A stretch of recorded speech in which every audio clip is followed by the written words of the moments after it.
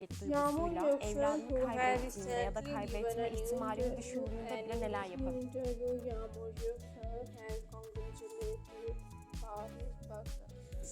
Yes, guys, Yağmur said that she has watched a few episodes of Sultan Sulaipur Dina Yubi, and Baris has played a very remarkable role, and she's happy that the series rating reached Baris, and not only the ratings increased, but fans are so much happy to see the character of Baris Baktas in the new series. Yağmur said that she congratulates Baris Baktas for the great debut in prime time show, and it's a good thing he gained good position. So Yağmur has congratulated Baris in the new interview. She was so much happy and delighted.